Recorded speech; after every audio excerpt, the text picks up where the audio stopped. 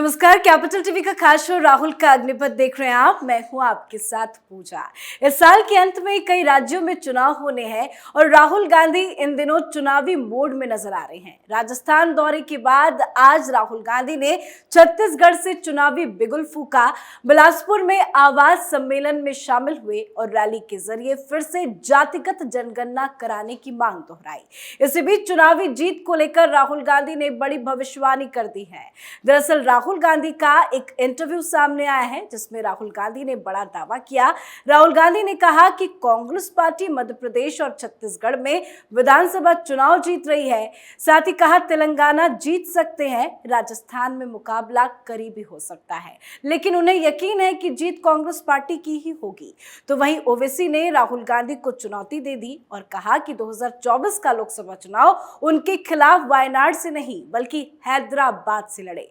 तो राहुल गांधी के चुनावी मिशन पर आज चर्चा करेंगे। मेरे साथ स्टूडियो में मौजूद हैं कैपिटल टीवी के एग्जीक्यूटिव एडिटर राजीव जी। राजीव जी, बहुत बहुत स्वागत है। धन्यवाद। राहुल गांधी चुनावी मोड में अचानक से इतने एक्टिव क्यों हो गए हैं? क्योंकि एक्टिव करवाया गया है, कोशिश की जा रही है कांग्रेस की तरफ से कि विपक्षी पार्टी के नेता, इंडिया गठबंधन जो है इनका, इंडिया ब्लॉक, इस ब्लॉक के नेता सब एक्टिव हो गए हैं अलग अलग स्टेट में। यहाँ तक कि अखिलेश यादव भी चुनाव प्रचार में कूद गए हैं और उनके नेता कह रहे हैं हम पीएम के दावेदार हैं। नीतीश कुमार अलग अपनी राजनीति कर रहे हैं, ममता बनर्जी एक्टिव है। तो तुम भी एक्टिव हो जाओ, और नहीं होगे तो फिर सब पीछे के बेंच पर बिठा देंगे, जैसा कि हमेशा से बैक बेंचर्स तो राहुल गांधी रहे ही हैं। अब छत्तीसगढ़ में जाके भी क्या किया, जिस तरीके से उन्होंने जातीय जनगणना की बात की। आजकल वो जातीय जनगणना पर पड़े हुए हैं, और जब से नीतीश कुमार ने शुरुआत की, राजद में लालू यादव ने कहा, और ओबीसी की जितनी भी जो पॉलिटिकल पार्टियां, रीजनल पार्टियां हैं, वो जातीय जनगणना पर बात कर रही है। और दूसरी तरफ ममता बनर्जी ने सीधे कह दिया इस मुद्दे से हमारा कोई लेना देना नहीं है, बिल्कुल हम इससे अलग हैं, पश्चिम बंगाल में नहीं होगा। लेकिन राहुल गांधी आजकल जहां भी जा रहे हैं, कहीं भी रैली को संबोधित कर रहे हैं या कोई भी बयान दे रहे हैं, तो सिर्फ जाति जनगणना की बात क्यों कर रहे हैं? क्योंकि जो कंफ्यूज होता है अपने जाति पहचान को लेकर, उसे इसकी ज्यादा फिक्र होती है।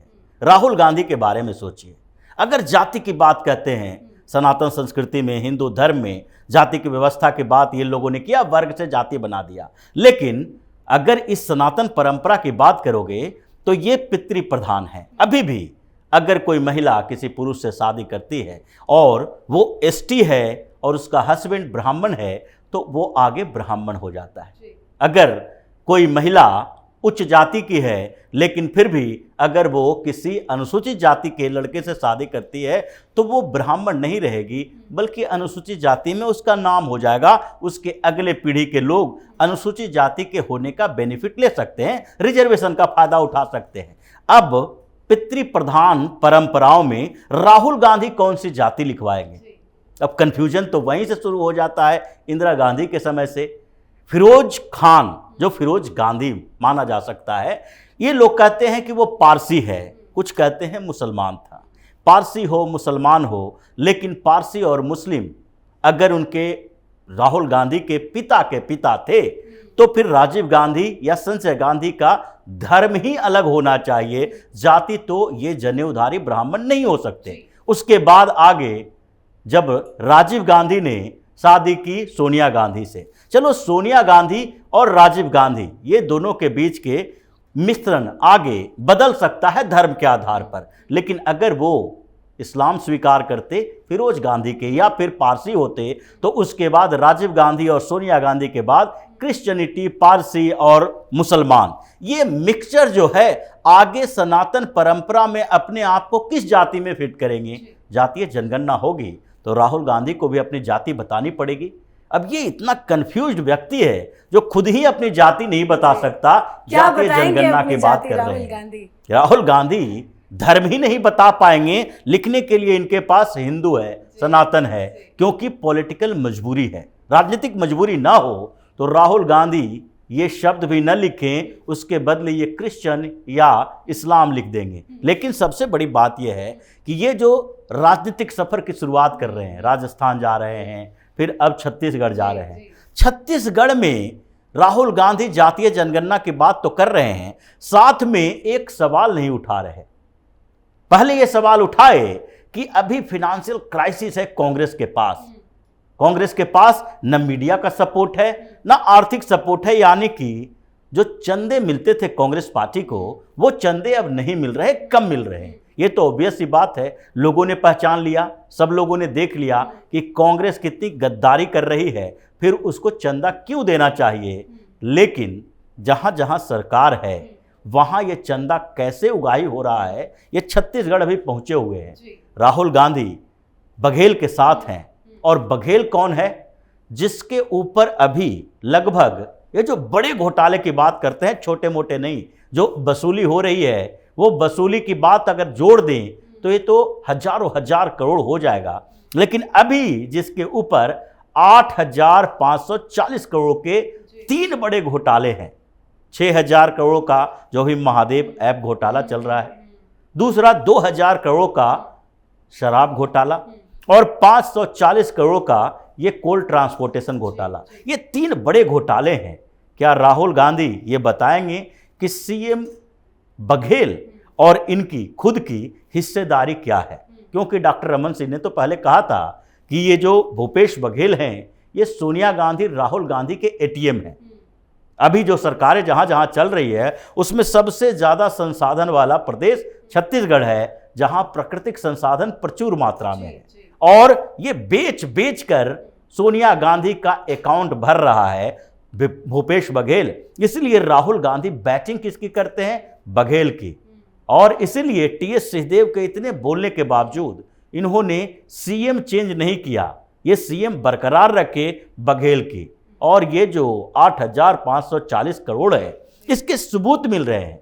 अगर कोल ट्रांसपोर्टेशन की बात करें, जो कि 540 करोड़ 16 महीने में वसूल किए गए। ईडी ने क्या कहा है? 25 रुपया पर टन सिर्फ टैक्स था ये एनओसी लेने के लिए, उसके बाद ठेकेदारी में अलग, और ये जो टैक्स वसूले जा रहे थे ये सूर्यकांत तिवारी तो बात की बात है क्योंकि ये लोग बिजनेसमैन थे। लेकिन जब सीएम बघेल के घर में यानी कि उनके ऑफिस के डिप्टी सेक्रेटरी सौम्या चौरसिया इसमें सीधे इन्वॉल्व है, 52 करोड़ रुपए की प्रॉपर्टी अटैच, टोटल करीब 221 करोड़ की प्रॉपर्टी अटैच कर दी गई है। इस मामले में समीर बिश्नोई आईएएस ऑफिसर, लक्ष्मीकांत तिवारी, सूर्यकांत तिवारी, ये कौन है? कांग्रेस के दो बड़े नेता, विधायक। और इसमें ईडी ने साफ तौर पर कहा जब वो डायरी मिली सूर्यकांत तिवारी की तो कि 52 करोड़ रुपया बड़े पॉलिटिशियन को दिए गए हैं, जिसमें एंट्री है, वो एंट्री सिर्फ और सिर्फ तिवारी के घर की है। ये समीर बिश्नोई अलग है, वो सौम्या चौरसिया अलग है। ये 52 करोड़ रुपया किसी पॉलिटिशियन को, क्या भारतीय जनता पार्टी के नेता को देगा?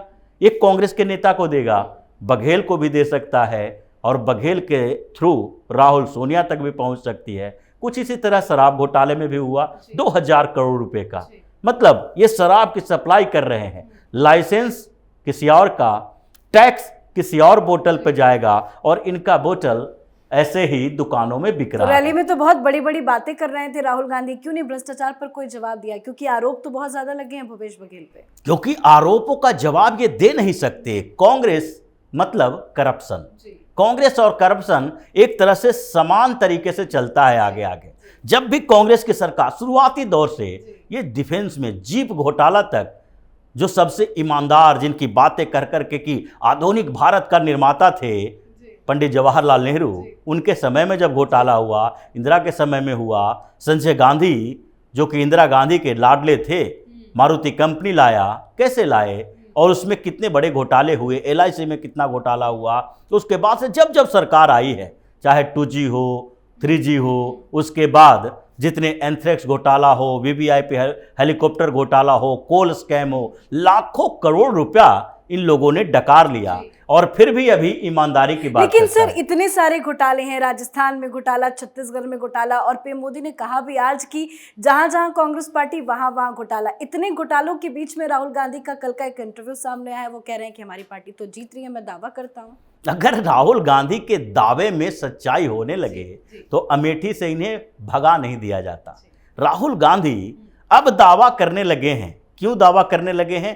क्योंकि धीरे धीरे इनके आसपास के लोगों ने समझाया पॉलिटिक्स जिस तरीके से आप झूठ बोलते थे पहले दूसरी चीज़ों में, अब इसमें भी झूठ बोलना शुरू करो। इंटरनल सर्वे की बात केजरीवाल स्टाइल ऑफ पॉलिटिक्स है, जो केजरीवाल बता के गया, एक तरीके से कांग्रेस को खत्म कर रहा है, लेकिन इनडायरेक्टली बता रहा है कि हमारे तरीके से राजनीति करो, नहीं तो तुम भी खत्म हो जाओगे भारतीय जनता पार्टी की इस आंधी में। तो इसीलिए ये झूठ फरेब का सहारा फिर से राहुल गांधी ने लेना शुरू किया कि राजस्थान में टक्कर है।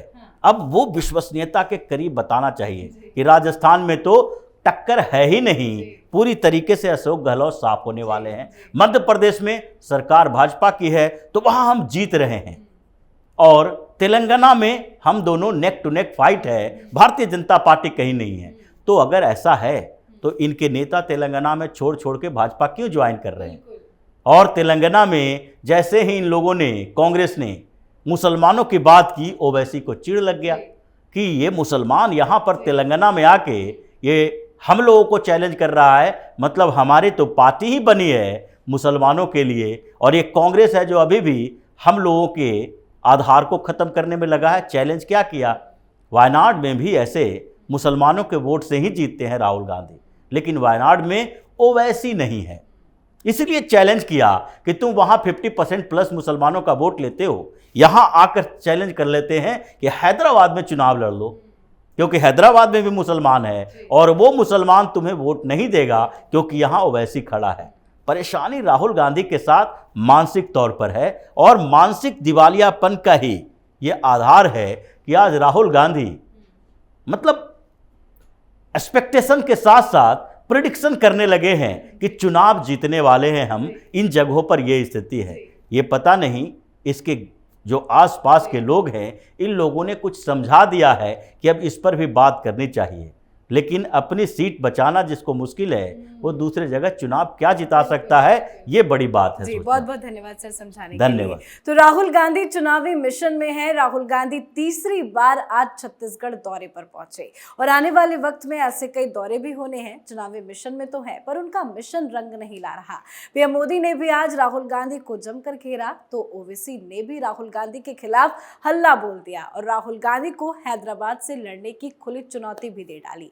कांग्रेस पार्टी के लिए चुनाव जीतना कितना मुश्किल है ये आप अच्छे से जानते हैं, पर इसके बावजूद भी राहुल गांधी जीत का दावा क्यों कर रहे हैं, इसका जवाब आप कमेंट करके जरूर लिखिएगा। देखते रहिए कैपिटल टीवी। नमस्कार।